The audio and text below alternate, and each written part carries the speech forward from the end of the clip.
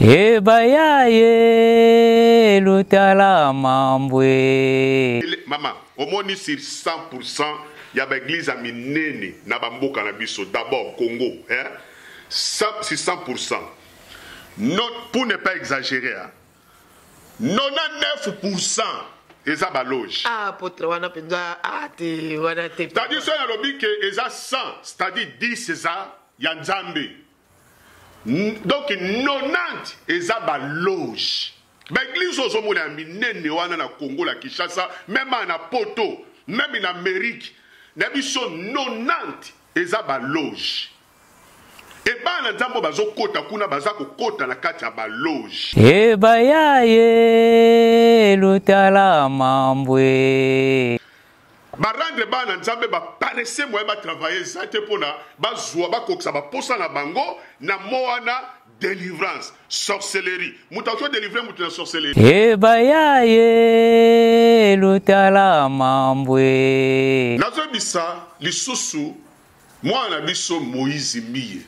Moïse Miye, yoka, ngai toma, iboma, njoli, Jean Koche mtu nazo bisayo.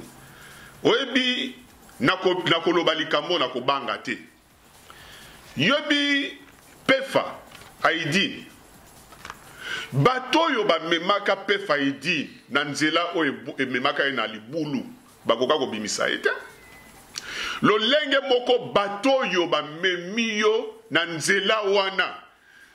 Tango kokwea na libulu bako bimisote. Bako bimisote papa. Bako bimisayote. Tangu yangoyo. Tangu la ngolu yangoyo. Bongo la motema nayo. Ebayaye lutala mambwe. Tango tozo yebisa basai na Nzambe batika komela masanga. Basai na Nzambe batika vinyo. Eza Bible bengi yango na Ephésiens chapitre 5 à partir verset 18 débauche. Et loko ba bengi débauche. Débauche eza ni mama. Tango tango débauche eza libertinage. Donc soko moni lelo mokile baby et kobo impudicité et jui en plein nango kata mokili. Kata mangomba ezali à partir ya libertinage. Oyo vinyo eza komema. Basali na Nzambe nyoso ba melaka vinyo. Baza bata kobo. Ah, papa, wana penza. Tous les basali ya Nzambo ba melaka vinyo basi bakoisama na ekobo. Ebayaye lutala mambwe. Na pesa témoignage. Nazalaka na réunion moko wa munene na ba mindele ya ba fer kata mboka na Belgique wa ba présenter nga venga binga bela 20. Mais tangu na zongi na kutena musala na Nzambe moko azobisanga bi oyebi tango za na milieu ya bongo faut me la ver pour koma na dimension moko na bango. Okomona okoma na vision mususu akomona vision musu courage mususu. Ebayaye lutala mambwe. Lolenge moko pe Nzamba bengi biso na désir moko désir wana ezani ni tokota na bokozi na Nzambe. Ndenge tozo sambela. Ndenge tozo benga bana Nzambe tozo reve bango eza pona bokozi na Nzambe. Mais ba désir mususu wana bato ba meme banani ba ramasi.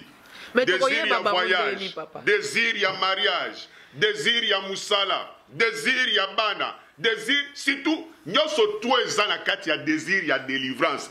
Obi délivrance ba ramasi mutu ba meme yango kati na lingoma na Nzambe. Ebayaye lutala mambwe.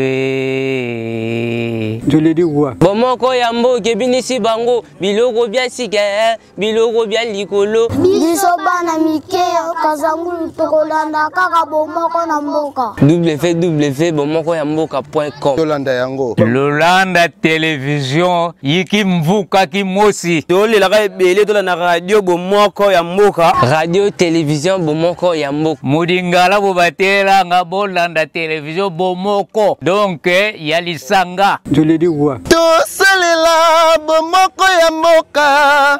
toza na kati ya Kongo. Bapère bamère mboka kaza www.bomoko ya mboka. Donc muki Kongo batela nga yiki mvuka tolanda bomoko ya mboka. Idio tulombe betu mukusande television dodeni. Je l'ai dit quoi? Télévision dodeni di betu. Radio yoyeni ibetu. Biso bana mike ya Kazangulu tokolanda kaka bomoko na mboka.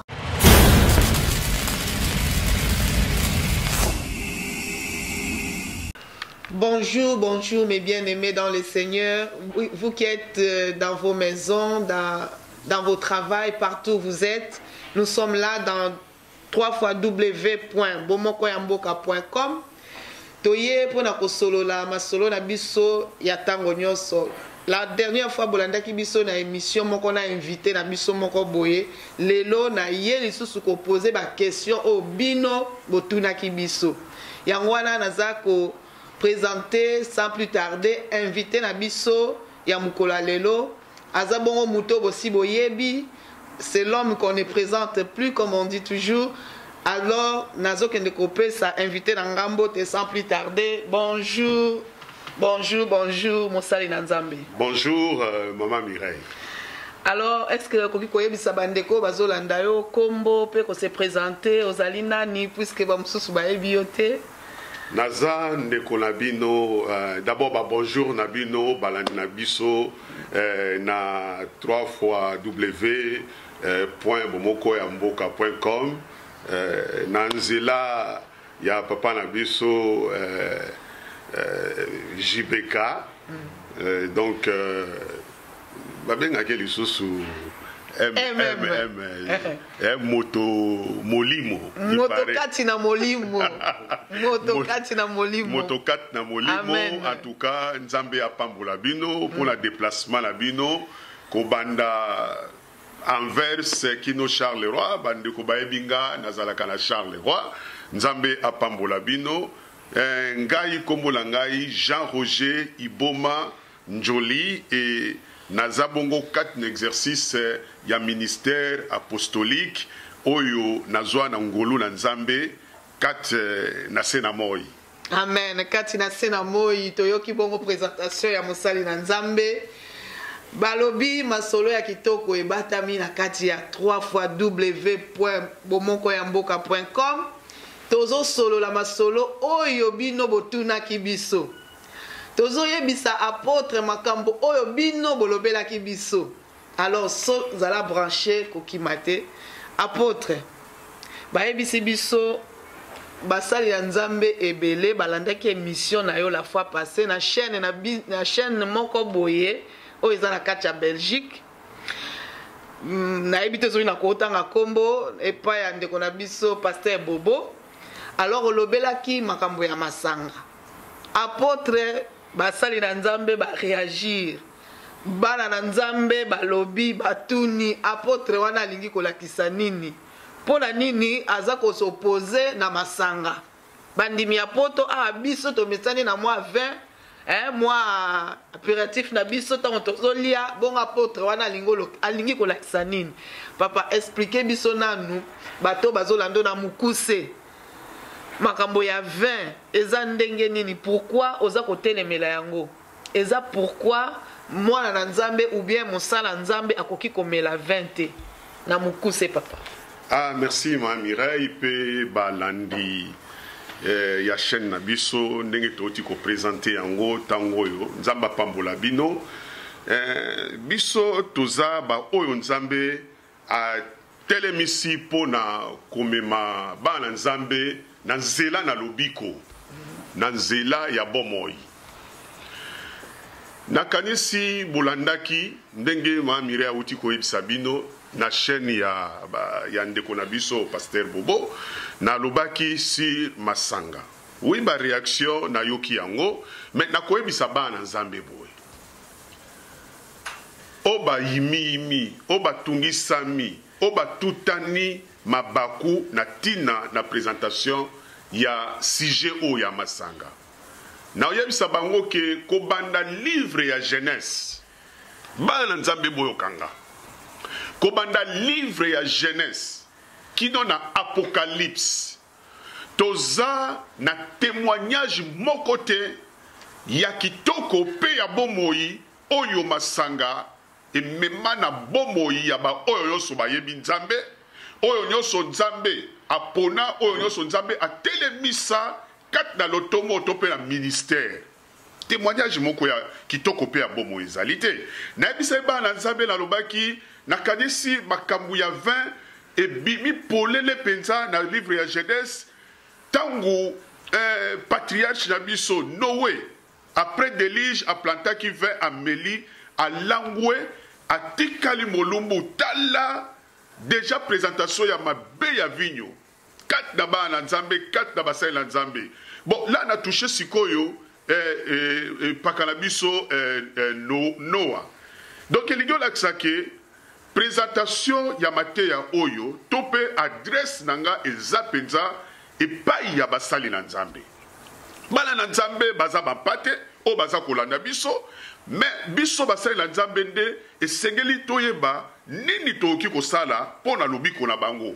Ah donc apôtre biso bandimi tomelaka na biso mpo na biso bandimi tokomela na biso yo ozolobelaka basali na nzambe mondimi oyo alingi kotikala kati na nzoto oyo aza na posa ya kotondisama na molimo na nzambe te oyo aza na posa ya kotondisama na esengo oyo molimo na nzambe ememaka kati na bana na nzambe te aoki komela me ayebake aza nde kopesa makasi mpe esengo na nzoto bato na nzoto baokota na bokosi na nzambe te donc na bana na nzambe na bato na nzambe oyo baza bameli ya vigno baza oyo baza bango moko na condamnation kati na bango ke un jour soki lelo clairon et trompette beti babi ke bakotika na bango parce que vigno mama malédiction oyo zomona lelo malédiction e botami lisusu na mokili parce que tango Noé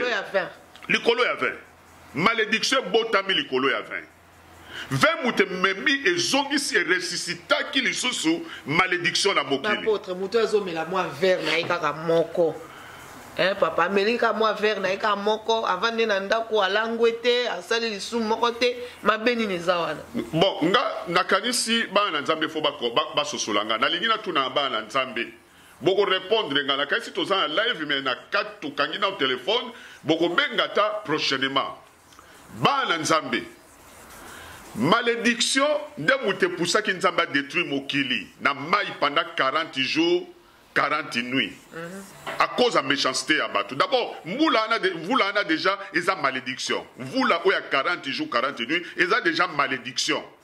OK. Bon, tant que vous Noé na libota na eba bima ki malédiction ou telle souabi. Et l'on y a mis malédiction. Et ça vigno. Malédiction et botami na vigno. Noé alali mulumbu mwana na ye Cham ayeko sekaye abengi bandeko na ye pour la base seka bande obi jamais faut que tosa mulumbu ya moboti. Tata tango la muki baleki bayebi sie a maudire ye. Oebi tangu Noé a maudire Cham. Na sima ya bolangwa na sima ya komela vigno na ye. Malédiction etikalaki kat na Cham pe na postérité na ye. Preuve tala malédiction na ndenge memi. Obi muta apusaka baninga batonga tour de Babel. Nemérode azalaki mwana ya disons koko ya Noé, mwana ya Cham. Tala ndenge malédiction elandi. Donc Nemérode akomaki lokola image ya Satana oyo akosaki Adam na Ève na kati ya jardin d'Éden. A poussé bandeko na ye batonga tour de Babel à partir ya wana lelo izolo ba lingala bamsu bazolo ba français bamsu bazolo ba anglais bamsu bazolo ba hébreu donc à cause ya malédiction et Cham et kena Nimérode et pesi nzambe kanda malédiction zongi na sena moy religion même ata ba religion zomona toujours à cause de la malédiction parce que Nimérode azalaki premier prêtre roi na Babylone premier prêtre roi na Babylone ezalaki Nimérode ye muta abandi ko instituer première religion la mokili et religion o ezalaki pona lokumu na nzambe te yango tozo yebisa basali na nzambe batika komela masanga, basali na nzambe batika vinyo. Eza Bible bengi yango na Ephésiens chapitre 5 à partir verset 18, débauche. Et loko ba bengi débauche. Débauche eza ni mama. Tango débauche eza libertinage. Donc soko moni lelo mokile baby et kobo impudicité et jui en plein nango kata mokili. Kata mangomba ezali à partir ya libertinage. Oyo vinyo eza komema. Basali na nzambe nyoso ba melaka vinyo. Baza bata kobo. Ah papa wana penza tous les basali ya nzambo bamelaka vinyo basi bakoisama na ekobo ya solo oya musali na nzambo amelaka vinyo akoisama na ekobo te abenga ngai ube akutana na ndeko na biso JBK akutana na alobake ntoma wana akosinga na melaka vinyo mena koya na ekobo te. Ya solo bandeko na biso tokumisi nzambe pona réponse ya Toma bino mo bolandi ye Toma chaka mai na munoko te ndenge passer bobo lobaka. Maman obi mukolo moko ndeko moko lobi balobi que ne vous enivrez pas. Ne vous enivrez pas. Ne vous enivrez pas lingio laxanine. Ne vous enivrez pas lingio laxanine. D'abord obi comme vers moko déjà masango obi mimani. En anglais babengi yango enivrance eza intoxication. Vers moko kaka. Na pesa témoignage nazalaka na réunion moko ya munene na ba mindele ya ba fer kata mboka na Belgique awa ba présenter nga 20 nga binga bela 20 mais tangu na zongi na kutena musala nzambe moko azo bisanga obi oyebi tango oza na milieu ya bongo faut me la 20 kwa lokoma na dimension moko na bango okomona okoma na vision mususu akomona vision musu courage mususu donc elingo la tsake masanga ezomema mama masanga ezomema libertinage kat daba na nzambe ba pasteur nyoso ba melaka ba 20 batambolaka na ekobo batambolaka na pité oya chetembe aluka ndeko na biso alobake ngala melaka 20 mena koesama na ekobo te.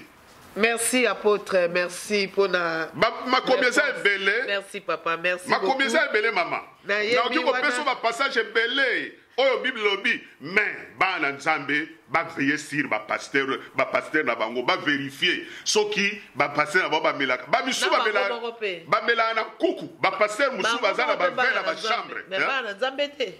Bango bakomela na bango. Mais ba na nzambe nga soki na mwa na nzambe azomela masanga na ebiki aza molimo na nzambe te. Aza molimo la nzambe te aza consacré te bobenga ye biso tozana 3 .w.bomokoyamboka.com na bile kotungisa bango mingi. Mais merci pasteur tozana kati ya toza kokoba émission na biso tozana en live sikoyo mbala sima tokotiela bino ba numéro ya téléphone bokobenga biso puisque apôtre achetembe abenga apôtre akopesa ba verset biblique concernant masanga kolo apambola na sujet wana apôtre tozana na sujet mibale il faut te débattre lelo. Amen mama nazana pona bino pona bana nzambe. Amen. Yango wana nazali kopesa mbote na ndeko nanga Patrick Momo sikozali kola pambola yo toza kokoba na sujet na biso wana azali mon président JBK nzamba pambole balobi mobala molai. Amen. Alors tokei apôtre makambo ezoleka na kati ya mokili balobi makambo tozoyeba lisu te bana nzambe baoyeba lisu te ya bapaganu bazoyeba lisu te tokomi mélanger balobi identification nga na kotanga na nga kombo po eza na ngai te balobi bamoni Joël Tatou na ndeko na biso Fally Ipupa oyo abetaka musique ya mokili. Oh bandeko toana parler. Voilà donc débat dans Nkolo. Nous avons frère Fally. Nous avons le prophète Joël Francis, vrai prophète. Et puis toi tu pries. Et puis toi tu sambe. Donc yo posa mela. Oh. Ah donc bino kazane ni bino sambe la terre. Pour bino don dora na sambe la wana. Eh ba kazane ko ba don dora na sambe la wana. Ba ligi biso na ko yeba. Ti maintenant qui m'a mal bozolo ba vraiment sambe la bien. Voilà donc en tout cas tout un vrai prophète Joël Francis, il y a hypocrite, il est temps qu'il va battre la hypocrisie, on a beaucoup dans ça mais ça bâtiment versé du coup, bâtiment versé. On a ensemble, on a mis une bête à cap 121 temps voyage. Oh, yote. Bonne journée. Je lève mes yeux vers les montagnes. Mais au béton, on a un depuis Kalaté, album Peso, il y a un prophète Joël Francis, il y a un Tokos. Bonne journée. Balobi que bazali en complicité. Est-ce que mon sali na Nzambe? To mwana na Nzambe, zaka basala Nzambe te mosali na Nzambe to mwana na Nzambe akoki kosangana na muta mokili, bazala ba camarade, to basala ba faire ensemble, to ndenge ni na pote expliquer biso nanu. Merci ma Mireille Kola Pambola Bino nakanisi ezalaka bato ya mokili te même bana Nzambe. Nzambe abenga biso po toza ba camarade te. OK. Ki camaraderie kat da bana Nzambe eza biblique te mama. Moi na Nzambe camarade ya pasteur. Frère camarade ya pasteur, pasteur camarade ya frère. Ezalaka te. C'est quelle légèreté ça? Même na mokili batu balinga ba camarade te. Babito kende pa na bango poto te ya bango. Maman, kende na camaraderie, kende na dictionnaire tala camarade ou bien camaraderie. Ogoye batina nango, eza valeur te eza litomba mote camarade on memele locomote. Ça c'est le sentiment. Donc eloko na ko répondre ba na Nzambe zabo. Ba na Nzambe boyoka. Israël avandi na boumbu. Mukolo Israël abimaki. Israël abima ye mokote. Bible lobi ezalaki na peuple mususu oya abimaki na Israël. Peuple wana kombo na ye nani? Baramasi. Donc Matthieu était ma lisusu te yango na bana Nzambe babungi. Bazo ba lisusu te ke kat na bonzambe kat na libota na Nzambe baramasi pe bazalaka. Tobimi kat na mokili mais baramasi pe ba rejoindre biso. Ana kat église donc baramasi bakoki pe rozala. Na ministère baramasi bakoti ebele. OK. Na église baramasi bakoti ebele. Soko tangi na mukanda ya Nombre chapitre 11 à partir ya ba verset 4 okei au mati pour moi to tanga te to gagner temps.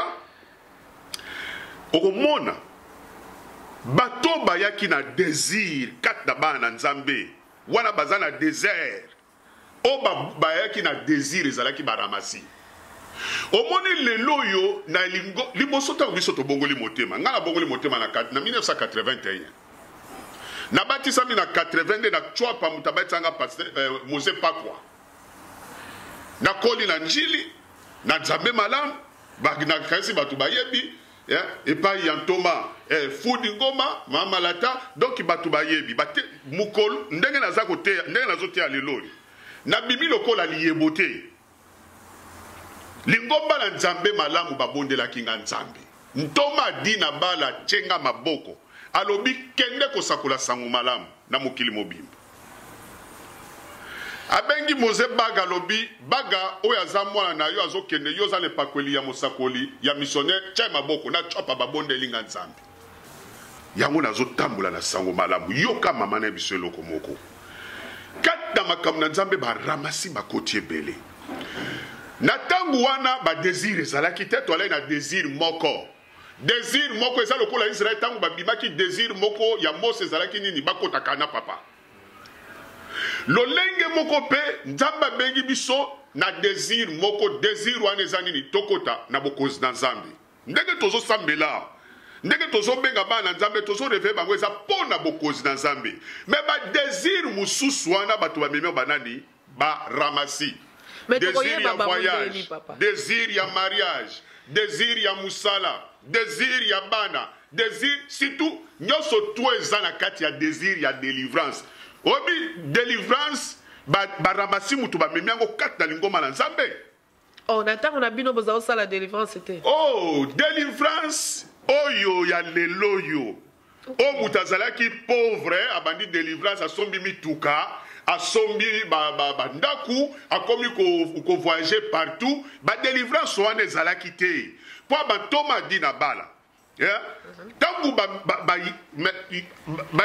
ministère ezalaki ya bikamwa na mangomba na biso na ba paroisse na biso ta utozala ki même na ba groupe de prière na tango wana bato bandai ko bikisama yo mola ki ezala ki na connotation moko titre moko ou bien ministère moko délivrance ezala ki tien batune ba ramasinde ba ye na délivrance wana yango ne mutu e memi sukoyo bulu yake kat na makamuna nzambe donc baramasi na désir pour sala soko zana osoko ko voyager on a besoin de délivrance au balate on a besoin de délivrance au sombata mutukate on a besoin de délivrance donc tout est comme délivrance mais délivrance mukoleza to parler sur la délivrance papa délivrance c'est ça ko koya kola mukate délivrance c'est ça ko somba mutukate délivrance c'est ça ko somba ndakute délivrance c'est ça ko balate délivrance et ça même attaque ko zwa musalate délivrance c'est ça ko zwa mbogote parce que batona mokili basambe ba pagano belé basambela kate mais bazana oyo batu bazoluka kapta badako na nzambe ba rendre ba na nzambe ba paresse moye ba travailler ça te pona ba zwa ba koksa ba posa na bango na moana délivrance sorcellerie mutauko délivrer mutu na sorcellerie mutauko ko délivrer jamais ndeko sorcier yemoko faut se repentir à confesser ma bena ye Bible lobby babanda kuya na ba livre magique.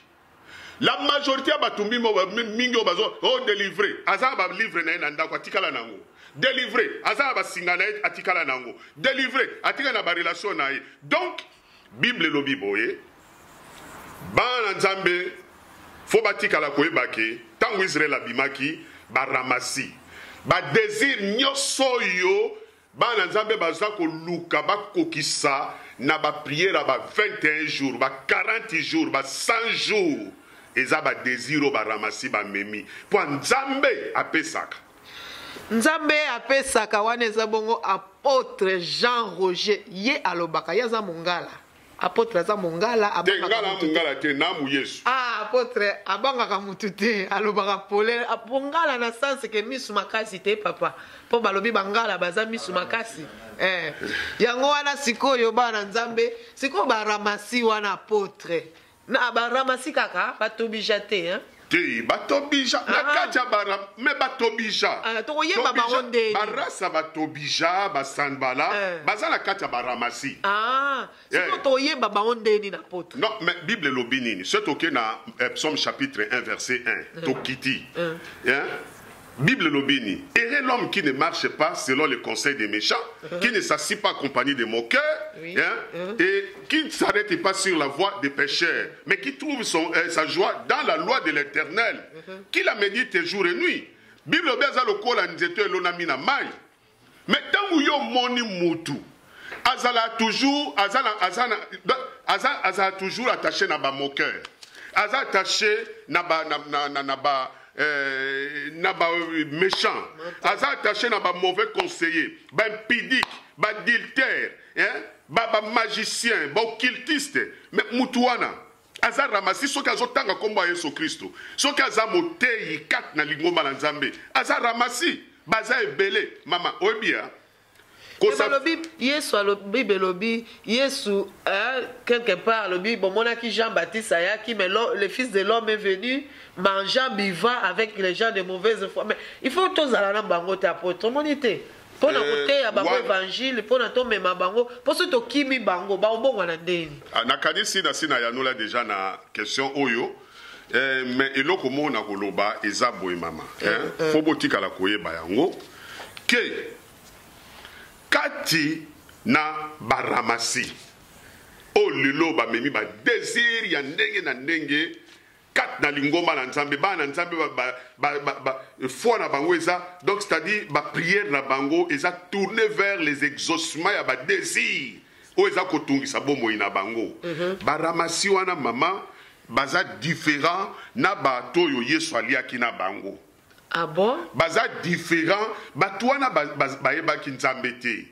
Batouana bazala na posa ya nzambe. Yesu aya batouango eza biso. OK. Batouango eza biso. Oh, tant Bible oui que manger vivant avec batou ezande biso parce que azala na posa a gagner biso. Et puis tant tango gagné tango bato ya gagnaki bango nde batambolaki na ye. Alors obi moto na mokili aza donc ko bongwana eza mystère pona ye. Kino ye so kufaki ba ekoli ba toujours traité kaka peuple moko ya se ba pécheur tout ça. Donc nasina ya no là déjà la motuna na mais et loko mona ko ebisa ezake bana nzambe fo bakeba. Soko moni musena nzambe azala toujours na ba pagano. Ndenge otopesa exemple ya moto prophète Joël Tatu. Bon voilà, ndenge otopesa exemple na ye mama eloko wana eza ba signe moko ya très mabe. Obi soko tangi na Galate Galate chapitre 2 verset 11. OK. Au moins eloko nini botaka problème entre Antioche. Tango apôtre Paul akeneki na Jérusalem bayambie na batoma mais tango Pierre akomaki na Antioche Paul aboye koyamba ye. Obi pourquoi? Pierre azalaki ko s'afficher na bapagano. Normalement toki ko évoluer na batoyo baza ko s'affichaka na bapagano te kat na lingoma na Nzambe. Pierre et Paul alobini a résistaka s'efface. Pourquoi? Parce que abandaki ko s'afficher na bapagano ava bantoma baya. Tango moni bantoma mususu ba yemba moko atelemi akimi bapagano aye kovanda na bana na Nzambe na bantoma. Hypocrisie tango tozolo ba hypocrisie mais faut qu'on mona hypocrisie wana lokola portez ya lokuta ya makambo nyonso to mabekati a résister obi ko vanda na ba biso toza appelé to vanda na ba pagano te toza appelé to s'afficher na ba pagano te non mais ba pagano toza Bible lobini Bible nzamba tindi biso faire ba pagano tozo kende ko présenter bango liloba na Nzambe. Bible lobini na Marc chapitre 16 verset 16 Bible lobini allez par tout le monde prêcher la bonne nouvelle à toute la création. Celui qui croira et qui sera baptisé sera sauvé. Ba pagano yo za ko s'afficher wana na bango. Est-ce que bandimela Yesu Christ? Est-ce que ba batisama? Kobati sa mesate ko boaka manama ipe ko bimakaka non. Kobati sa mana sens que est-ce que conscience na bango et reconnaîtra que et faire reconnaîtra bango que baza bana Nzambe peut reconnaîtra que Yesu Christ azali mokonzi pe mobix na bango o bakolanda pe o bakotatola po ete ba misusu babika ndenge bango babika. C'est ça le problème. C'est ça le problème. Dès tozo kende et pas ina bango. Alors, Bible lobique na Galate chapitre 2 verset 12, Bible lobique il faut tozala irrépréhensible. Irrépréhensible. Obi irrépréhensible zanine. Mutu moko o azamba ba comportement o ba oki ko blâmer. Tango musala nzamba azamba comportement moko oyo eza ko attirer blâme sérieux. Azo mérité ta. 1 Timothée chapitre 3 verset de lobinine. Et lobique l'évêque la irréprochable. Pourquoi les lots bassin en Nzambe ba komi ba reprochable mais ezolo bila bangwe lokomote. Pesanga ba reproche ba pesa na Jacques Verneau. Toza tata na biso oya tikali lelo yo aza lokola koko na biso po ete ngai adi na bala za koko na nga. Donc papa na biso oyo kelani aza pe koko na biso. Pesanga reproche na ye. Vous reprochez nani. Mais pourquoi les loyaux, basa na Nzambe, ba komi na baza reprocher mais baza na otolanda mikolo na ebite soki eza solo musa na Nzambe mo moyembi kul matope auta ko senga bolimbisi. Pola ni basa na Nzambe musu bazo senga bolimbisi te. Baza banani liboso Nzambe. Baza ba et d'abord toza bana na Nzambe.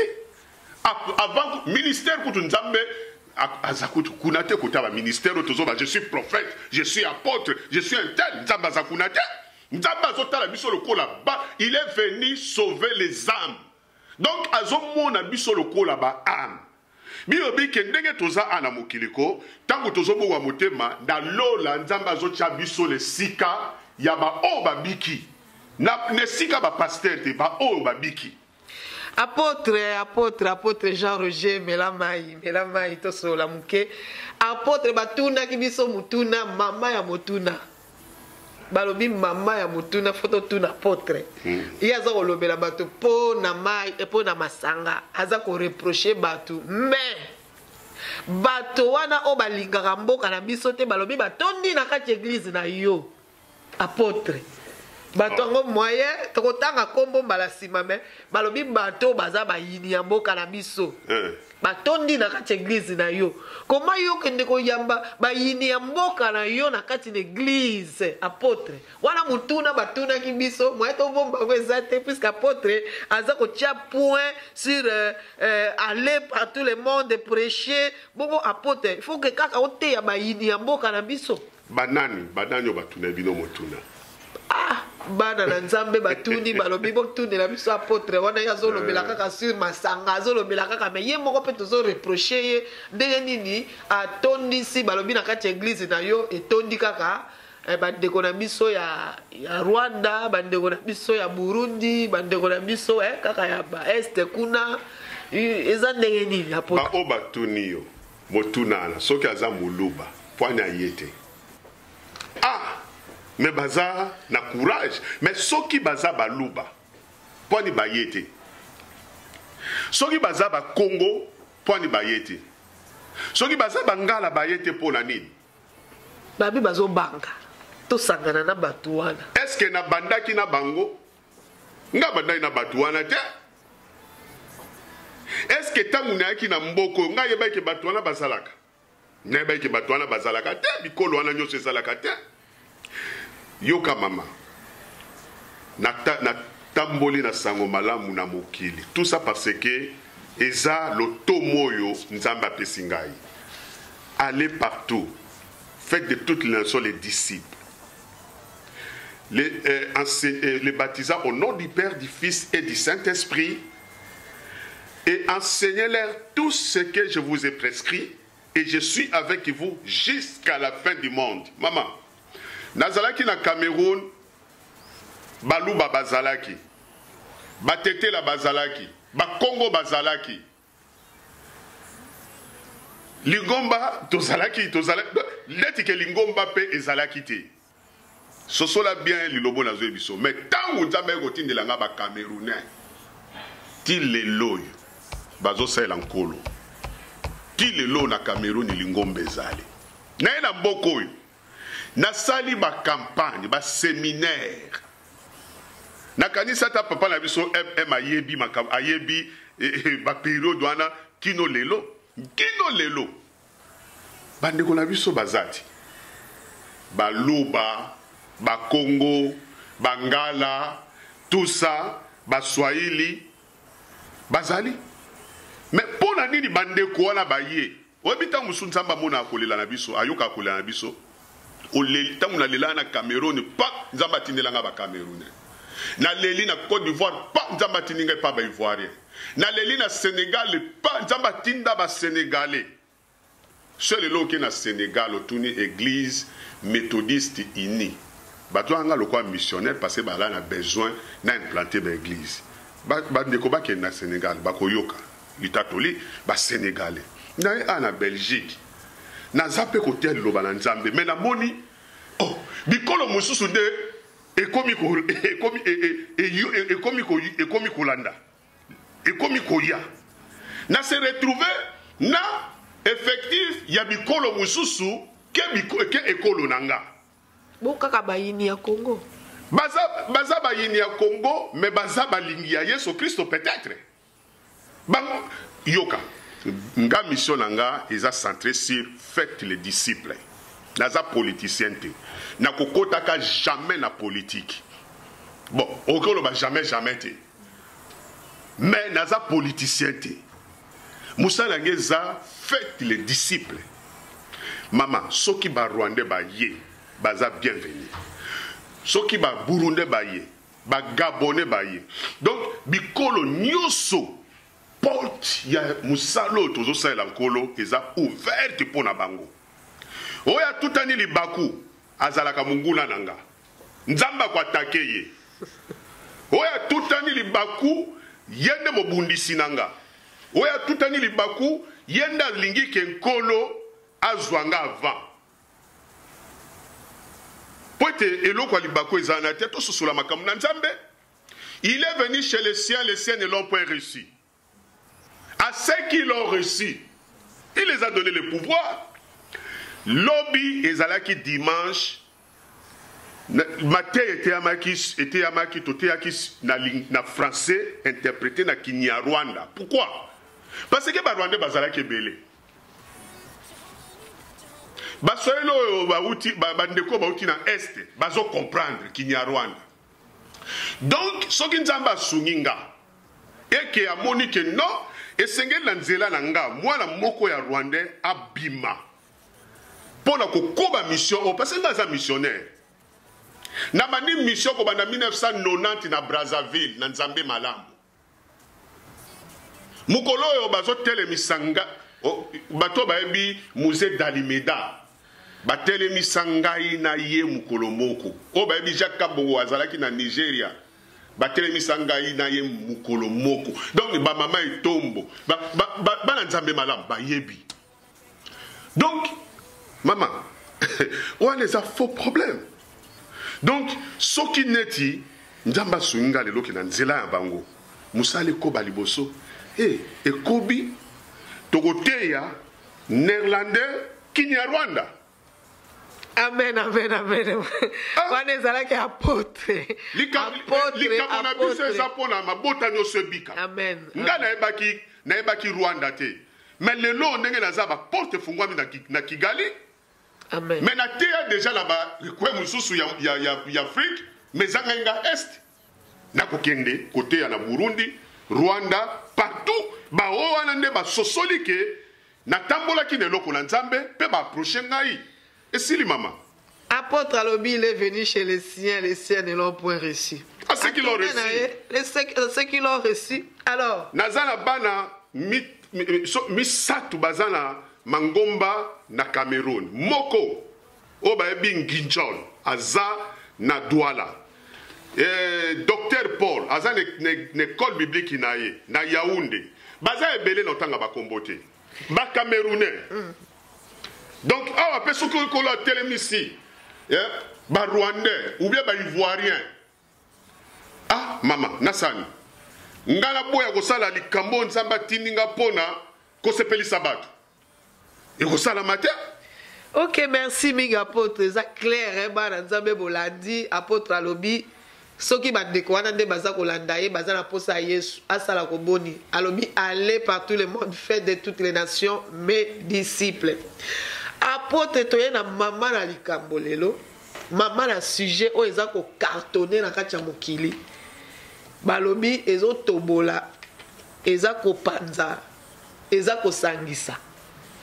Bon, sikoyo, likambango eza nini? Likambango eza affaire gege. Affaire gege eza nini? Eza nzembo ndeko na biso ayembi. Ndeko na biso Moïse Mbiye aza d'abord moyembi.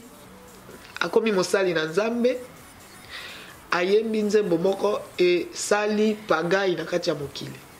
Ba na Nzambe ba o baza n'esprit saint. Selon bango nde balobi.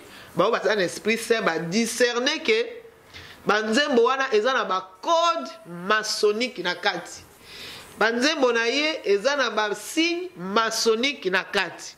Apôtre na ebite soko olandi obi olandi te mais ndeko na biso MM babengi balobi moto kati na molimbo ye kombo na JBK mobala molai alobi boye akotia biso extrême moko muke tokolanda e bongo sikoyo tokozonga na sima soki yo nano landi te nga akuta na mosala na Nzambe moko bandeko bolimbisa nga alobi ke ayebi histoire wana te. Donc mosala nzambe alandaka na internet te, alandaka ne makambo elekaka na YouTube te, eza likambo kokamwa, likambo ezoningisa mokili, ezopelisa moto na kati ya Congo, yo Congolais oza ignorant na yango eza likambo kokamwa. Balobi affaire Gega Apotre epanzi mokili. Bima na kati ya mkunda. Ça, au nom de Gega. J'ai une bonne nouvelle pour toi aujourd'hui, yo Kango. Ça, au nom de Gega, nom de Gega, nom de Gega. Apotre yo yoki nini place wana? Ah, maman, ma Mireille, ezala GG, ezala Jésus, ezala Giga, ezala Tinate, wana ezala distraction. Siko omoni ba na Nzambe ba se retrouver na kati ya distraction. Bazwe bateke nyoso wana eza distraction parce que musale c'est salami. Mais naza kunate po makambo ebandi lelo te. Makambo eloba makala. Ebanda kala. Kutino abimi, Kutino magicien. Bato bazalaki na ye. Est-ce que bayebisaka ye? Batikaka ye, batikaka ye te? Est-ce que batu babosana te babosana? Lolenge moko na Balberka Kenza, oh magicien, oh mukuna, oh mutombo, bango nyoso wana, ba reprocha bango, ba misusu bango na bango, ba swana, oh yo, oh sala, eza magie, oh sala eza magie. Mais est-ce que bato bazala ki kata bango, oh ba yebaka makambo wana, ba proche na bango, est-ce que ba yebisa bango vérité, est-ce que ba bima, baza toujours ensemble? Baza toujours ensemble. Eza eloko eza kati na biso bato mangala oublie mama eza pasi mingi. Ya wana zebisa bana Nzambe. Botika la koyebake makambo yo ekosila te po batu wana lelo ba se retrouva c'est-à-dire na kimia baza pe ko évoluer gloire na bango pesa komata toza pe komona batu pe baza kolanda bango donc babosana batu babosana mais na koyebisa no bana na apôtre Mbiye musali na Nzambe papa yo bosani likambo ya sacrificateur Eli azalaki na likambo te mais likambo ezalaki ya bana na ye ozana bomoi papa makambo ezoloba papa balancer biso nanu omona bana na Nzambe bamona nanu et puis apôtre ye moko amona ba signe oyo biso tolandi apôtre mi azana miso ezomona azana munoko oyo eza koloba bana Nzambe bolanda Nzambe na lola ye na longa ye nalingi ochali loba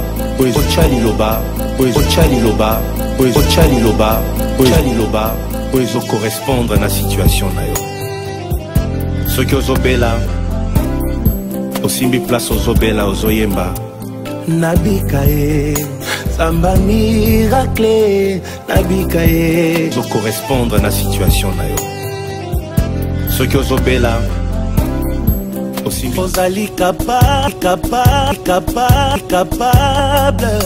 ya kosala na moto makambo ekokana teo na bisika na yebaki ekosimba na bimi molongi elekeli mokili bakomi kotu. Est-ce que biloko ndengo papa donc apôtre Telema moi na yo asia simbi déjà fourchette ya kindoki bapate nyonso wana bakomi ulokwa misuni na ye akia tubi musuni kuna alesi ba misusu misuni ba misusu atubi bango misuni abendi bango ake kotika bango kuna na kikalungu ya munguna donc ozolo beloko moko te Telema sino te likambo ekokoma likambo na yo ozo riskonso likambo munene na Nzambe pote mwana no ezaka ka Moïse Mbiye te baza edele oza libota munene Telema papa loba ekozala malamu nazo bisa lisusu mwana biso Moïse Mbiye yoka ngai Toma iboma njoli Jean koche mutu nazo bisayo oyebi nakoloba likambo na kobanga te yobi pefa aidi bato yo ba memaka pefa aidi na nzela o ememaka na libulu bakoka ko bimisa ete lolenge moko bato yo ba memiyo na nzela wana tango kokwea na libulu bako bimisote bako bimisote papa bako bimisa yote tangu yangoyo tangu la ngolu yangoyo bongo la motema nayo deja o ezamba liboso ya liboso te o ezamba liboso te ya liboso na osengaki na yokaki osengaki bolimbisi totali baseni ya mibale yango ya misato papa na sengi na basali na nzambe nyos ezala ya Congo ezalo bazana Congo o bazana libanda o bayebi nzambe na bomoy pe bazosela nzambe na bomoy kobanda tangoyo bobanda deja ko telema pona ko telemela mabe oyo koti kat na lingoma na Congo tozalaki na tango ya Mobutu mangombe zalaki kufe zalaki na Congo te boy mabe kotaki boy te mais pona ni na tango oyo mabe kote pourtant batu o bazosela nzambe bazosela nzambe bazana nyoso poni mabe komi ebele boy ba délivrance à lelo ezalaki te na 1980 papa donc nazo bison de konangai tangu yangoyo bongwana po mbala misato basali na nzambe nyos bakobwako na satana et puis na bisi basali na nzambe nyos o baza kolanda nga lelo na kombo na Yesu Kristo bosangana ta mibale misato bokanga basali na nzambe baza ko troubler lingoma na nzambe lokola ba imene bazala traité lokola ba imene ba l'exemple le forgeron bobwaka bango na satana papa bana nzambe bayebaki solo ba o baza ya nzambe te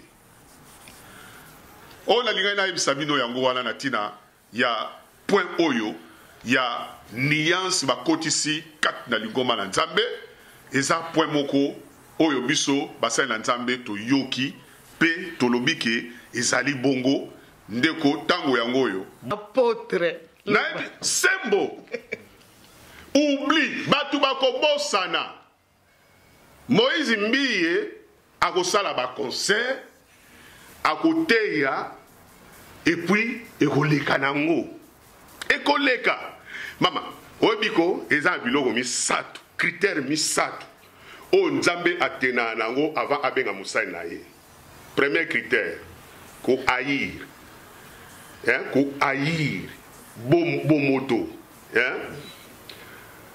deuxième critère ko renoncer na bomoto d'abord ko renoncer na bomoto dès ko haïr na bomoto et puis troisième critère ko yeba ko prononcer kombo ya Yesu Kristo. Apôtre, jusque là nous répondre bisoté. Il y a mis ça troisième critère ça, il y a ko yeba ko prononcer kombo ya mokonzi na yo.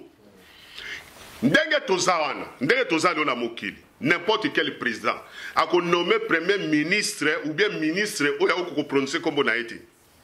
Te.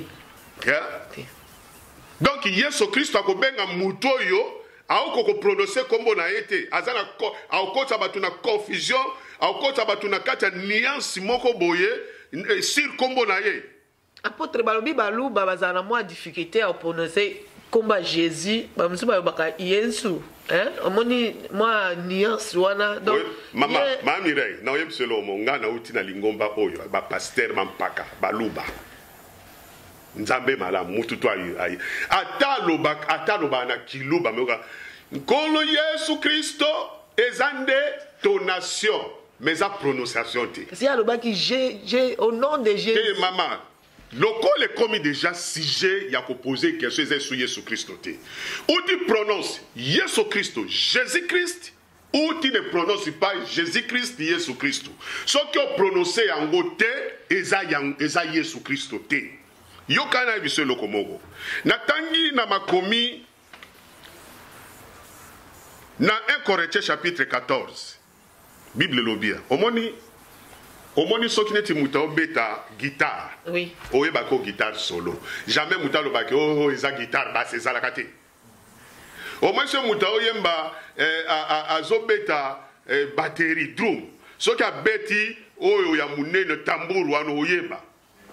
Donc son Bible lobiko babiloko kuto ezanga molimo ezanga bomoto.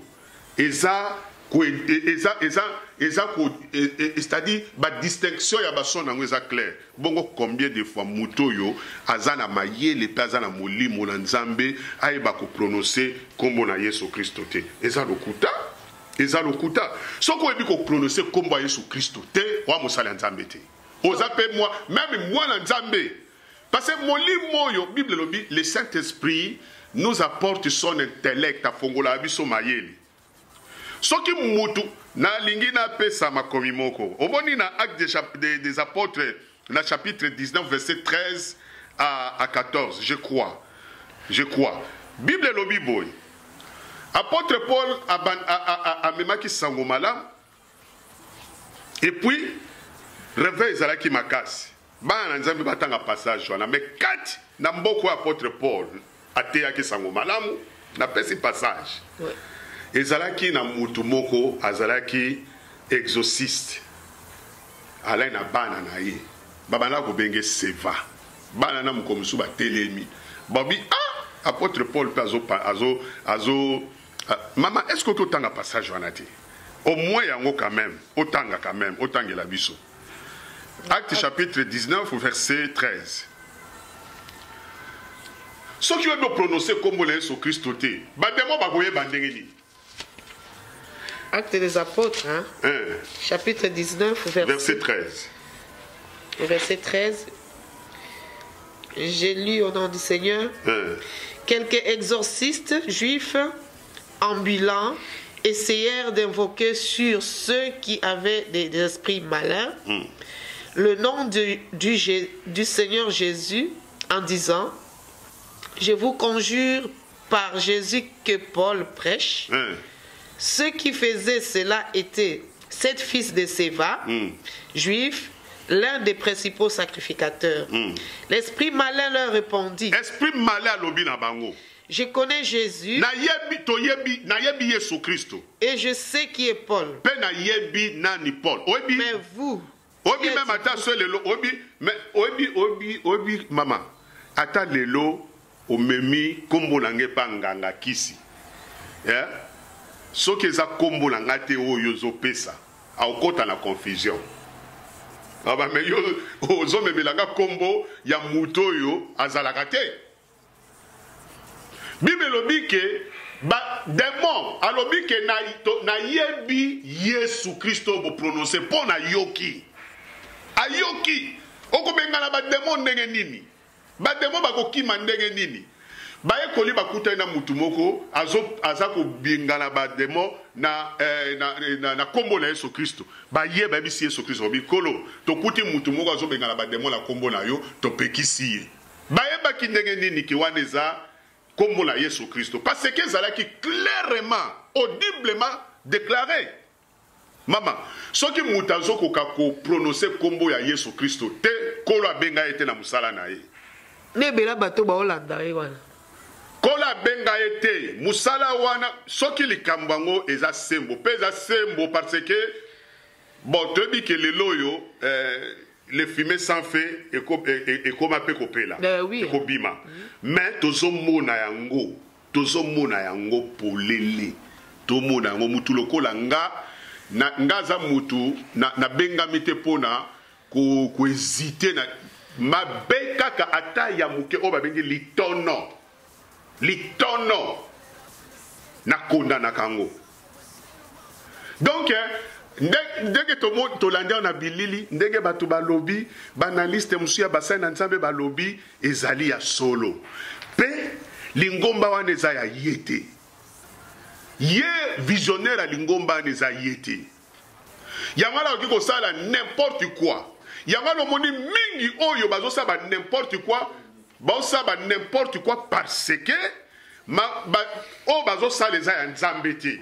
Bible bi au nom donc même ata lo bay kombo na Yesu Christ mingi pe ba lo ba kombo Yesu Christ clairement mais to yeba bango mais ba oyo baza délivré na oubli ba mona ka batala ba ona musika oana to yebi ndenga azalaka to yebi a fonctionnaka ndenge nini na molimo ni to yebi to vivre na bango même na poto to yebi bango même na Afrique to yebi bango omoni mama to yebi bango eza apôtre Jean Roger ye azam bana nzambe nde fo bakima bango po Bible lobi bokima bango azamutu ya malo bokima bango apôtre Jean Roger apôtre balobi o boza jaloux babi ba congolais babeli malade ya jalousie ba tonyo ba jaloux contre l'apôtre ngai pena naza jaloux obi jalousie nange zanini komona ba oyo nkolo akutana kina bango abikisi bango asosolisi bango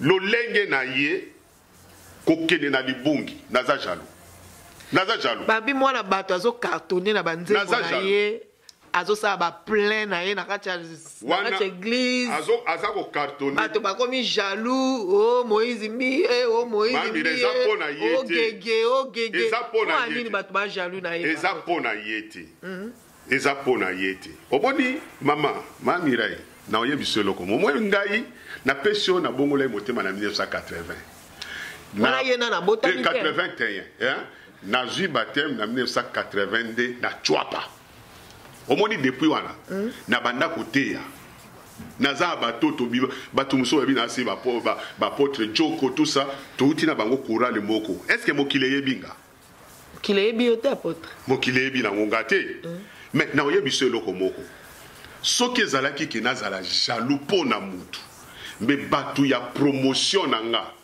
wana yebiso ke même bato ba mata mingi bayebinga na okai koza jaloux pona bango mais pona mwana mukete kwa yaza mwana aza mwana ya bimi kat na makamu na nzambe te na okoza jaloux na ete pe na okoza jaloux na mutu te mais nazande jaloux na bana na nzambe ba oyo kolo abikisi ba oyo baza kobunga naza jaloux makasi ya mwana nazwebisa bana na nzambe bobima soki kola sosoli soki bima soki kola sosoli soki se séparer na ye kovana pe na ndako te parce que ozalaki dessus kolo akoriente yo esika kolo akoriente yo kende kosambela mieux vaut ok na lingomba oyo pasteur aza na misolo te azaka na mandalala mais aza na nzambe na ye ke ok na esika oyo loyenge ezali mais eza secte que eza nini babenga ngoni secte loge parce que ba église belle mama omoni sur 100% ya ba église a minene na bamboka na biso d'abord Congo sur 100% non pour ne pas exagérer 99% eza ba loge apôtre wana penza ate wana te c'est-à-dire ça na lobi que eza 100 c'est-à-dire 10 eza ya nzambe.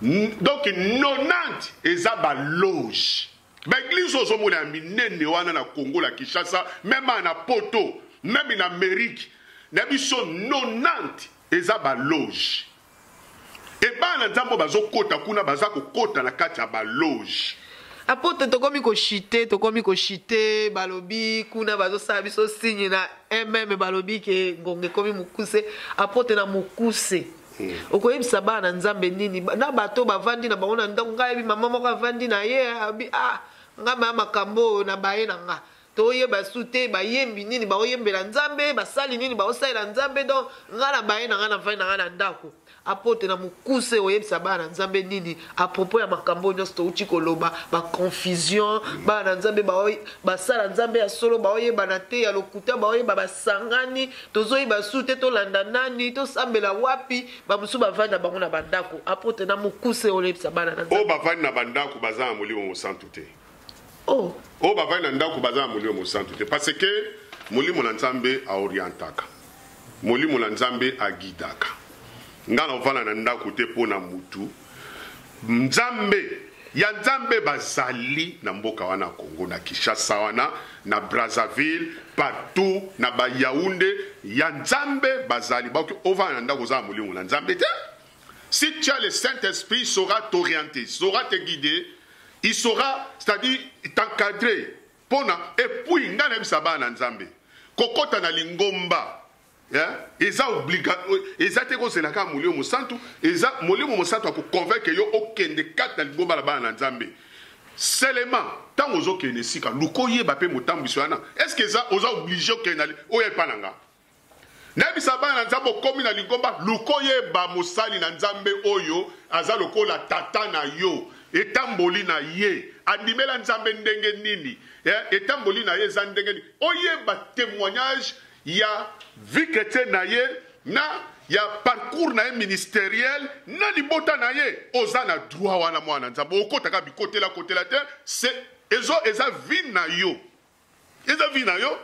je me dis que oui déjà que kuna musa na nzambe la zalaka soupçonné oke place à soupçonner pour que ko vivre ce qu'on réalité puis Bible dit que maudit soit celui qui se confie na mutu parce que l'air comme a déci oko décevoir o pesa mukongo na nzambe et nzambe akosepelate donc na yebisa bana nzambe basa na nzambe bon condamner la Bible nous dit le péché doit être condamné à haut point. To komi na mikolo na suka. Omoni musa na nzamba melaka masanga. Abongwana. Omoni musa na nzamba d'abord pona lobi ke basa na nzamba nyoso tout o ba melaka masanga ba kwe batambola na ekobo. Balinga te musa lobi nga yo ma 20 ans mabete yeso melaka 20 yeso melaka 20 fermenté te. Et puis ba 20 a produit à raisin. Soko zui reso sali ango o basala babenga ango nini ko soko o travail babenga ango ni pona ko bimisa o persango sepe o mulango e ko bimisa jus de raisin et langue sakate mama jus de raisin langue sakate. Et puis, 20 ans produit, il y a raisin, mais fermenté pour les langues sabato. Donc, pour Nanzoto, la Bible nous dit, quoi, 1 Jean chapitre 2, à partir du verset, je crois, 15, Bible lobby, n'aimez point le monde, ni les choses qui sont dans le monde, ça dit la convoitise de la chair, la convoitise des yeux et l'orgueil de la vie. Parce que toutes ces choses-là, ne viennent pas de Dieu. Et toutes ces choses passent. Ça vient de qui? Si ça ne vient pas de Dieu, ça vient de Ramassi. Désir nyoso zomona. Ça vient de Satan alors? De Ramassi. Ah, Ramassi. Satan, Ramassi baza baja à Satan. Ok. Baza baja à Satan. Donc, nabisi ba nzambe que Bible lobby, mes frères et sœurs, nous devons examiner toutes choses. Si on examiner quelque chose, Éphésiens chapitre 5, verset 11 à 12, examiner quelque chose au monique et pour la lokum dans Zambete, condamné ango kende. To komi na mikolo suka. Ba oba koyo kangai. Ba lobi ke biso toza ba enge ben to koba na kiboyenge ben na biso tokoba. Ba koba. Oba lobi ke apôtre wana azane koloba biloba loba bakoba pe na voana mais